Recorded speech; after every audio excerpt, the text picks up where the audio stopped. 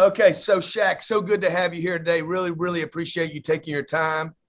I'm one of the billions of people on this planet that have, just crazy admiration for you and been a fan for many years. But more so than just the basketball, it's your business savvy, man, and your entrepreneurship and the remake of who you are that I'm so impressed with in your life. So thank you so much for taking time with us today. Thanks for having me, sir. So talk to me, man. How does a guy like you're one of the probably most liked celebrity people in the world? Everybody likes Shaq. How did you do that? Did you do that purposely, or how do you make people like you in the? So when I was coming up, I was a high-level juvenile delinquent. My father was a drill sergeant. So through a lot of discipline and punishment means I'm programmed to pay attention, listen, and learn. For example, he used to always take all the other athletes that made a mistake, and I would get in trouble for it. My last discipline spanking was, there was a gentleman by the name of Len Bias. He was going to be the first pick. The night before he got drafted, he died from a cocaine overdose. My father came in the house livid, crying like it was his son. And he just took me and he shook me. He's like, if you ever do coke, I will kill you. And I was so young at the time. I was like 12 or 13. I was like, Daddy, we don't drink coke, we drink Pepsi. He's like, no, drugs. Don't ever do drugs. That's why never done drugs, never smoked cannabis, none of that. Never did alcohol. So I would learn from other people's mistakes. What humbled me in high school was in 1989, I saw my first article. It said, Coles O'Neill, the best in the US. And I went to a small school and there's all these other big schools in the city, but they were talking about me. So I actually felt like, I'm bigger than you, I'm bigger than you, I'm bigger than you. So my school was 9 through 12, 239 students, 9 through 12. Senior class had 39 people. So my best friend, who actually still works with me today, they orchestrated a plan. That's like, okay, guys, if Shaq want to act like God, you treat him like God. So let's just say I come in school and I walk on the left side, the whole school moved to the right. And they wouldn't say anything, they wouldn't do anything. This went on for like 2 days. I said, okay. So I go in the lunchroom. There's people in the lunchroom. As soon as they see me sit down, every student picked their tray up and they walked out. So that was day 2. Day 3, I go to the gym, practicing with the guys. I'm like, hey, what's up? Everybody just sprint to the other side of the floor. So then I sprint down to the other side of the floor, they sprint back. So then I finally asked my guy, I said, hey man, what's going on? He said, hey man, you didn't get here by yourself. Ever since you got that article, you've been treating us a little different. So you want to act like God, we're going to treat you like God. So from that day on, wow, I've been very humble. And the last reason is my mother is my favorite person. She's an avid TV watcher. It would hurt my heart to have her sitting down watching TV and seeing me do something idiotic. Yes, I'm going to make mistakes and say crazy things. And when I do, she calls me, but I don't want to make a major mistake and just have her sitting there with her friends and see me doing something crazy. So all those things, go ahead. I'm sorry. Yes. So all those things combined have kept me out of trouble. Yeah, that is an amazing story. I've never heard that. Where did you get, Shaq, your money mind? You didn't grow up rich, right? No. So where did you get your money mindset? Where did you start changing the way you think about money and finance and debt and cash, et cetera? Again, when you don't know something, you have to learn. Some people teach themselves by trial and error, and some people ask questions. I was never afraid to ask questions because I know I'm not the smartest guy in the room. But if I see somebody that's doing it, take one question. Like, hey man, how'd you do that? Oh man, I did this, and I write it down and I memorize it. So when I got my first $1 million, I said, I got to take care of my family. How old are you at this point? 18 years old. Wow. I get a signing deal and I get $1 million bonus. My agent called me and said, hey, I'm going to send you $1 million to your bank account, right? So I said, okay. And at this time, I'm doing simple math. I said, I got to go get this car I've always wanted, Mercedes-Benz, 150,000. So I know 150 minus $1 million, I still got 850 left. I'm still rich. Yeah, yeah. Right? So I get that Benz and I come home. My father, man, I'm proud of you. Where's mine at? Jump in the car, big man. Go buy him the same Benz. Come back home. My mom's looking like, oh, you guys are, but she's looking sad. I got you too, mama. I don't get her the big one, but I get her the little one. So I spent 400,000 that day, right? So then, after that, I got to go get I got to go get the earring. I got to go get the jewelry. I was living at home because I left LSU, and this was the time, right before I get drafted. I knew I'm gonna come back to San Antonio, so let me go down and get a penthouse and pay it off for the year. The rent was $2,000 a month. 2,000 times 12 was 24,000. I write them a check for 24,000. Now I got my own penthouse. 2 days later, I get a call from the bank. And I grew up on an Army base, was very close, so I had, the guy was like, and everybody knew how I was because I was, product of the base. The bank president calls me over and he says, Shaq, I want to show you something. And I get in there and I'm looking at my paper. And you know how you always hear stories about how people steal money from athletes and all that. So I'm looking and now I'm pissed. I'm like, who the hell is FICA? Who the hell is FICA? FICA stole $250,000 from me. And he just started laughing. And so he reaches behind his dad and he gives me a book, The Dummy's Guide to Starting Your Own Business. And he tells me, he says, Shaq, I don't want you to be like 70% of these athletes who have nothing. Because see, I thought when my agent called me and said, hey, you got $1 million, I thought that was $1 million net.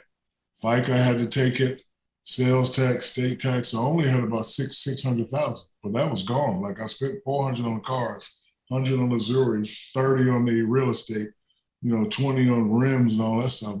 All that money was gone and I had no idea. Now, I talk about being programmed. I'm also programmed never to make the same mistake twice.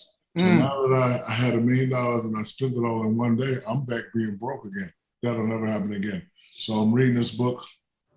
I don't know what I'm looking at, but the chapter that interested me the most was starting a subchapter S corporation.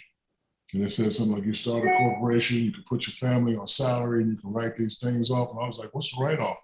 Write it off, business expense, get it back. That's the first thing I did. Second thing, a chapter I enjoyed was joint ventureships. And then when I was, coming along in business, I'm like, I want a shoe company, but I can't run a shoe company. How will I do this? Reebok, hey, we want to give you a deal. Nah, I don't want my own shoe deal. I want to be in partnership with you guys. Let's do a joint ventureship. They were kind of impressed that I knew a joint venture. I said, so it'll be Shaq and Reebok, and we'll just do a collaboration for 4 or 5 years, see how it works. So I had to learn, I had to teach. Now let me ask you, Shaq, was that you were 18, 19 at this time? 18, 19, yes. Is that when you did your first big endorsement deal? Yes. And who's helping you? Who's helping you? Like you don't know everything. So after I spent $1 million, I interviewed 5 of the top financial advisors. And I know from being from the streets that if it's too good to be true, stay away from it. So the first guy, yeah, you're gonna get about 50 million in your contract. You can be a billionaire by 25. I was like, stay away from him. Then another guy, boom, boom, boom, boom, boom. Then another guy. Then the last guy that came in and said, hey man, I'm just starting. I'm honest. Government bonds, no risk, annuities, save your money. And I said, well, who do you represent? He said, my biggest clients are MWR. And I was like, MWR, the rap group? He's like, yeah, I represent MWR. I told my dad, I was like, I want to get with him. My dad was like, no, he don't know. I said, no, I like him. He's real.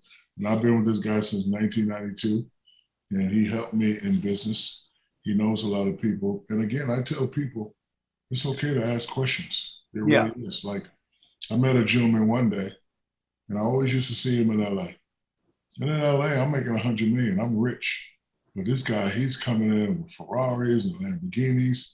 And I asked him, and I found out he was a successful businessman. So we're sitting, he's drinking wine and drinking water. I'm like, hey man, how do you get so rich? And he pulled out $100 bill and he did this. He said, Shaq, I watch a lot of athletes and y'all are doing it wrong. This is how you should do it. So if you have $100, now you got 50. You save 50, still got 50 left. He said, now rich people spend this 50, but the wealthy people will. Now this $25, whatever you want to do, cars, houses, girls, whatever. and you save that. So once I started doing, I was like, aha.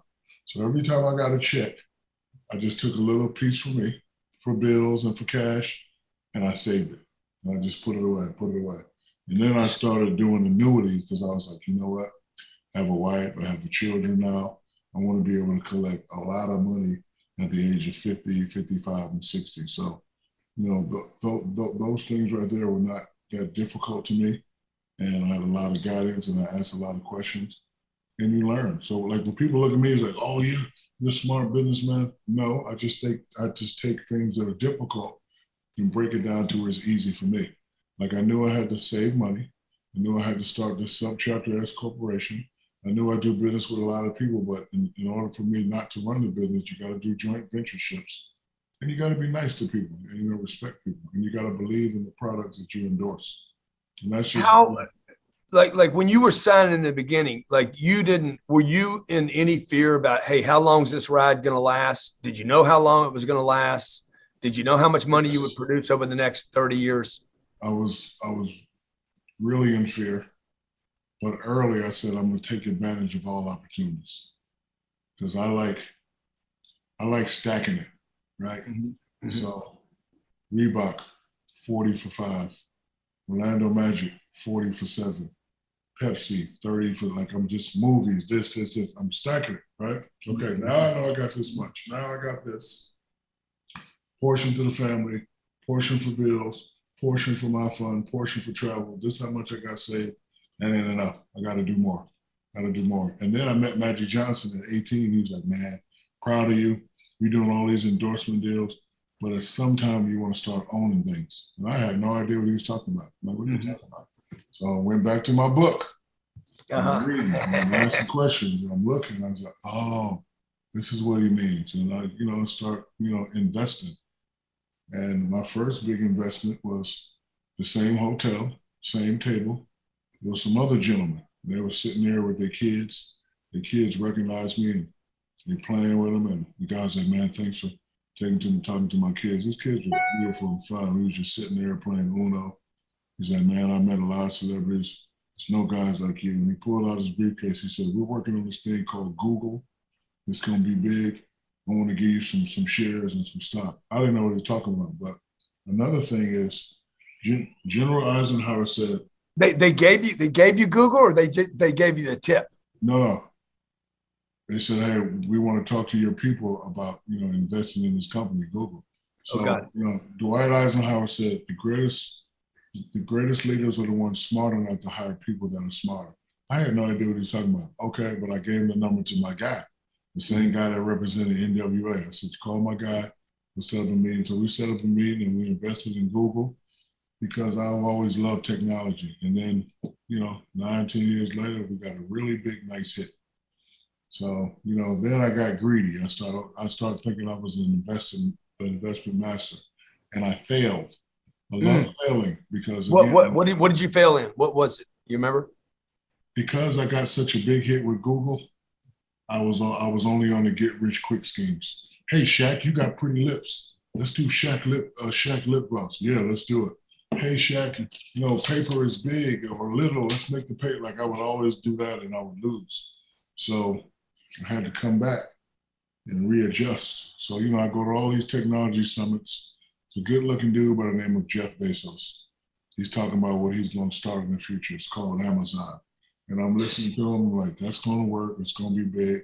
And before he gets off the stage, he says, I invest in things that's going to change people's lives, and Amazon will change your life. And he walked off the stage, and I was like, invest in things that's going to change people's lives. And if you think about it, you got to be at a 70 to 80% get a great return on your money. Like if it's something the whole world needs, bro, Amazon blew up so much during COVID, it's not even funny. Nobody wanted to leave the house and they wanted to get so. Once I changed my strategy to that, I've been really been getting a lot of great, returns. So Shaq, do you have any idea like what opened you up to like even wanting to do that? I mean, you're rare in any space. Say it again. Fear. Uh-huh. 60 to 70% of athletes after they're done, 5 years after they're done, have nothing, zero income, not $1, not $20, not minimum wage. They have nothing coming in. So for me to go from 40 million to 100 million signing bonus to 120 million to another 80, and now to have nothing, I can't do that. My mother needs me. My brothers and sisters need me. My children need me. People need me. So that's why when that guy took that $100 bill and broke it, if anything, I'm gonna do that. I gotta save half so I can just do something when I'm done. All right, but you know what?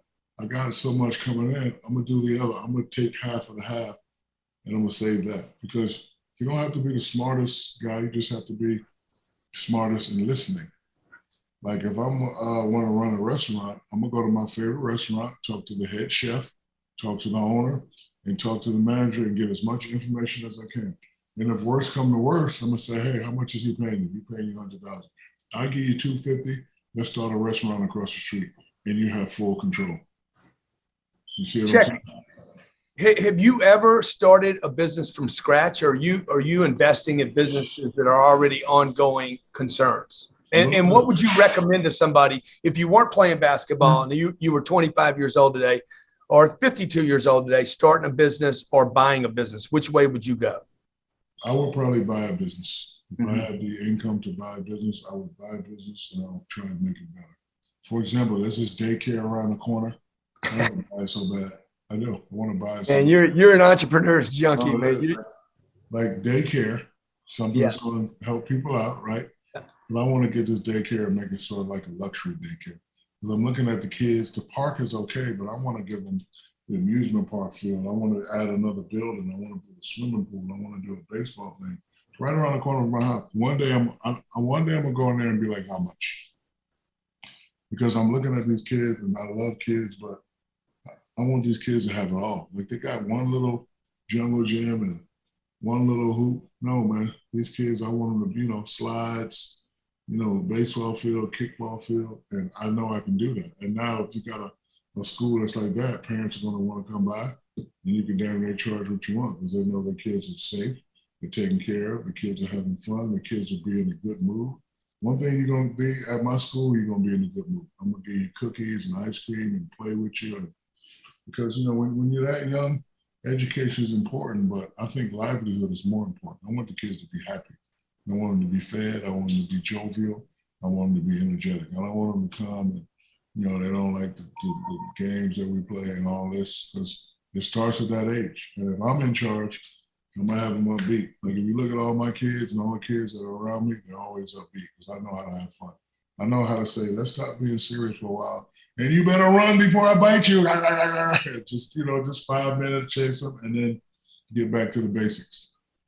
And that kid likeness seems to be very much about your brand. Are you consciously aware that you're a marketing genius? Do you know that about you? And how important is marketing to a business person? Marketing is very important to a business person. When I was in college, I failed marketing class. The professor said, show us an item in 4 or 5 years we can introduce to the world. So you know me, I had Shaq drinks, Shaq shirt, Shaq underwear, because I was already thinking about the Shaq brand. I was thinking about the Shaq brand so much that I went down to the local trademark office and I trademarked it in 50 states. I couldn't trademark it worldwide because I didn't have enough money. So I trademarked it in 50 states. Because when I was taking business classes, I was talking about trademark. So if you look at Jordan, his is Jumpman, and that's how he looks when he dunks. So mine is Dunkman. So I went down to the local office and I registered it and I gave him my emblem because like when I dunk, I like to kick my legs up. I had, one of my friends draw it, paid him $100 to draw it, and we took it down. So when I presented my project to the class, the professor pulled me to the side and said, Shaq, it's okay, but if you look at the climate of the NBA right now, big guys don't sell. And I was distraught. I was like, he's right. Because at the time, only Magic and maybe Bird had commercials. And they had one commercial that you only see during the NBA season. I'm like, damn. So I'm back in the room and I'm like, I'll never be famous like those guys. And I kept seeing this dumb dog. And I turn the TV off and then I go to the hardware store. This dog has shirts. He has hats. And I go back home and I'm looking for this dog and I find out his name, Spuds McKenzie. So now I study Spuds McKenzie. You remember all the Spuds McKenzie commercials? All his commercials were funny. Bam, that's it. If I ever get the chance to be on TV, humor, humor, humor, humor, humor. People like humor. People like me and you that are working all day, we don't want to see stuff thrown in our face. But if I could make you laugh about the product, like, hey, drink this shake, blah, blah, blah, blah, blah.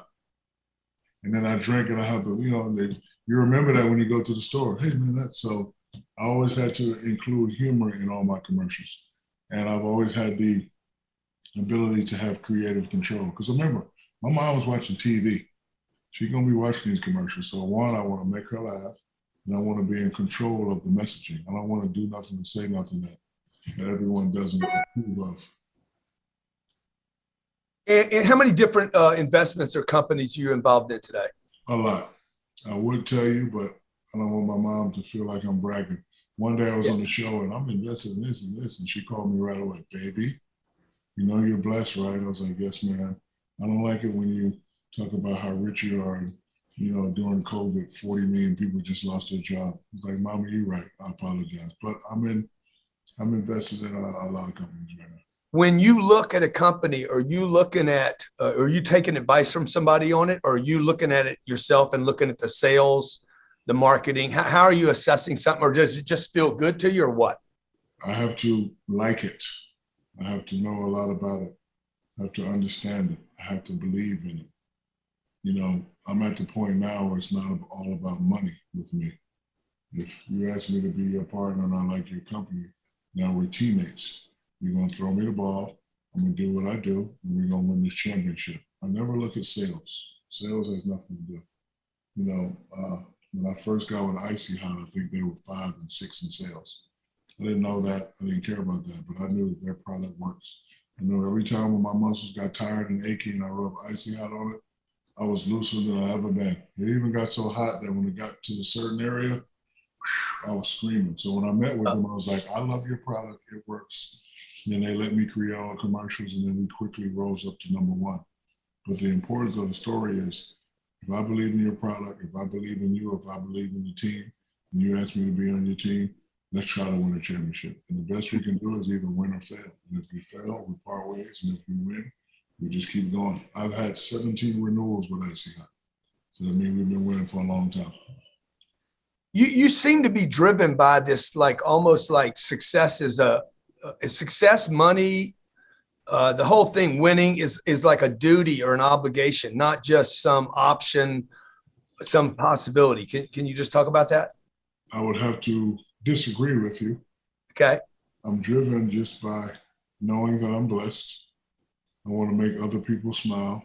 Mm-hmm. And I have one statement that can change everything. My statement is, it could be worse. I could be one of those athletes that in 70% I'll have nothing, right? But no, I follow the rules. I listen to my parents. I stay humble. I do everything above board, and I'm here, and I'm happy with that. I don't have to make another investment in my life. It's not about money for me. It's just about being here, being happy. I'm 50 years old. I've done a lot. I'm still working at 50. I'm still looking good. I hope I look as good as you do when I'm 50, man. You actually are a very, very good looking man. And I like, whoever did your house, the decor there is awesome. Who did your house? Your wife? Your wife did that? It's a friend. I'm staying at a friend's house. Yeah, it's nice. I like it. But I'm not driven by money or fame. I always tell people I'm not even really famous. I'm just a guy that, because of telecommunications and media, I played a sport. You love sports. They plastered my picture. Here I am. But I don't consider myself famous. Like people, when I go to places, people are like, where's your security? I'm like, I don't need security. Where's your entourage? They're like amazed. Like, I'm a DJ now and I'm on tour. And the people, they said, man, we looked at the list of things you need, and it's only one page. I'm like, yeah. It's like, man, a lot of artists have 40 pages. I'm like, what? I'm like, bro, water. It's like, man, he's like, bro, you're the most famous guy we've had here, and you're the most humblest. You come with 2 guys, your engineer, and the guy that sets your equipment up. I've never seen this before. We be having guys coming with 40, 50 people. We got to buy them champagne and weed and all that. He said, we never seen anything like that. I'm like, bro, all I need is water. Water, you paid me to go out there to give these people a good time and make sure you get your money. Because my father taught me, when a person pays to see you perform, give them a show. So, I'm all about fulfilling my duty, and that's like the military kid in me. These people pay you money to go DJ, and then as a DJ, as a father. Sounds like you're talking about that DJ Ari guy. He's a pain in the ass, man. No, he actually, DJ Ari was the one that got me started. I do it because it gives me the same feeling as basketball. I have that adrenaline. So when I have these kids out here, I got to make them jumping down. I got to keep them safe. I got to keep them having fun. I got to listen. I know what it is as a kid. Charge $30 for tickets, and you want to come jam, and you want to get in the mosh pit. You want to do all that. You want to release. If you don't release, then you're just more upset and cause more problems for you. I want you to release all that and just have a good time, do what you do, get home safe, and then go about your day. How important is it to have everybody on the same page, Shaq? It's very important to have everybody on the same page, especially on your team. But, this is why communication is always key. I am a 1-minute manager. Like, for example, if me and you were starting this company, I would never call you. The reason why that, because I can see that you're an intelligent man, you're passionate about what you do, I'll let you do what you do. Now, if a problem arises, me and you have a conversation for 1 minute. Hey, man, everything all right? Yeah, man, the technical boom. Okay, I'll tell you what, we're not going to use Zoom anymore. We're going to use Microsoft, see how that works. Help you fix the problem and we move on. I'm not the guy I don't believe you did this. And when I called the first time, you didn't tell me I shouldn't have been in the car. Like, I'm not like that. Like, I just, let my people do their thing. That's why you have to manage the team. If I was able to do your job, I'd be interviewing myself. Hey, Shaq, how you doing? Man, I'm doing pretty good, but I'm not able to do the job. So, it's all about respect and all about treating your teammates fair. When people are going different ways, so do you have any advice about how to get everybody back? You just have to communicate. You just have to see what their, I don't want to say problems, you just have to see what their concerns are, what your concerns are, and you just come to a happy medium. I saw this documentary the other day, African-American gentleman talking to a Ku Klux Klan guy. And everybody was, well, I don't believe you're doing that. But the guy's point was, listen, everybody has their own different views.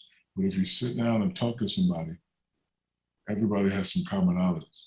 These guys are best friends now. He actually made the guy that was in the Klan rethink his ways, and now he's a better guy in society. But this guy was like a real, this, and the guy met him by himself, talked, and he was going back and forth, and he was like, hey man, you like fishing? Yeah, I like fishing. Man, you don't know that. And they just became friends, and now they're best friends. So like, everybody's not going to have the same ideologies and the same principles. You just have to talk to find out, where's there's, some commonality. With all the investments you have, last couple of questions, Shaq, and I really appreciate your generosity and your time. How do you look at real estate as part of your investment portfolio or the companies you're invested in? So one of my good things to do is partnerships. And why partnerships are so important is it's all about trust. Never been a real estate expert. I know a little bit about real estate, but not enough to say I'm going to do this and do this. However, my partners are. I trust them. I trust them with everything because they're going to be honest and they're going to break it down to me. See, I'm smart, but I'm not that smart to where I want to read the whole damn portfolio. And if I can talk to a guy that's an expert, he can break it down. Shaq, I don't like this property right here because the city's not going to approve it. Boom, boom, boom, boom, boom. If we go across the street, that's already zoned. Like, I like people that can break it down and just be, hey, you give me $2 million, we're going to build condos. Boom, boom, boom. So my partners in New Jersey, the Boré Development Group, I was kind of responsible for bringing down the projects and building condos. We do excellent, great work. And I just built something called Shack Towers. It was an old school, built some high rises in Newark. They're doing better, beautiful, but those are my partners because one, they care about the people, they care about real estate, they care about me, and that's all I need. And again, that was my best chapter in that book, Joint Ventureships. Like, I want to be a real estate expert, but I don't. But I know somebody who is, and that's just called having teammates. Like, I want to work, be free, and travel, right? Do you like real estate as an investment vehicle? I do, but I will never go in by myself ever because I'm not that smart. And it's okay to not be the smart. I love not being the smartest guy in the room. Love it. I consider myself a geek. The geek saved my life in high school. There was a kid that always got bullied by the football players. And one day I just got sick of it. Like, man, leave this kid alone and I beat the baddest football player up in school. Nobody even knew I could fight because, I'm nice, all that.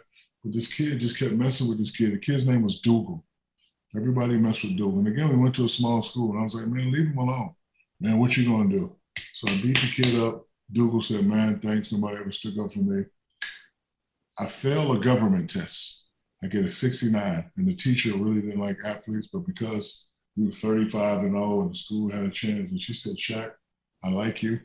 You sit up front. You really try, and I don't want to be hard on you. I want you to get with this guy. He's going to help you pass this test. So I go in the study hall room, and it's Dougal. I'm like, Dougal? He's like, yeah. And when I'm talking to Dougal, Dougal was so smart.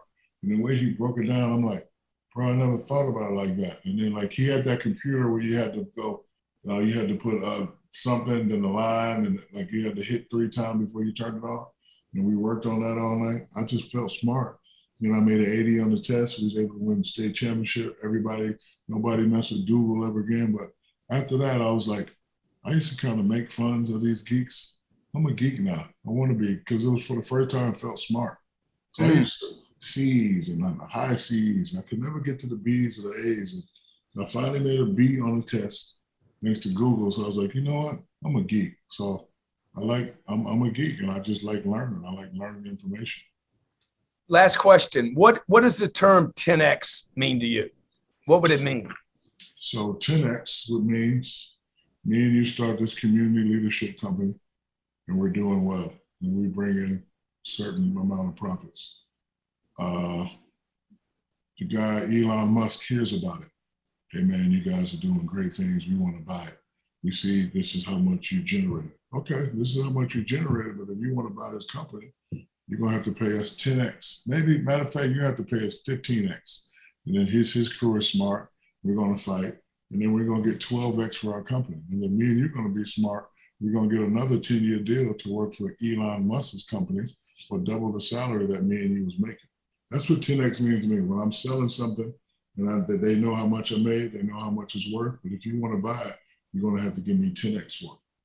I love that. Shaq, you've been awesome, man. I really appreciate your time. And really appreciate how successful that you've been, what you've done for such a long period of time, and maintain yourself, take care of yourself. So really, really appreciate your time today. Thank you, brother. And I'll talk to you soon.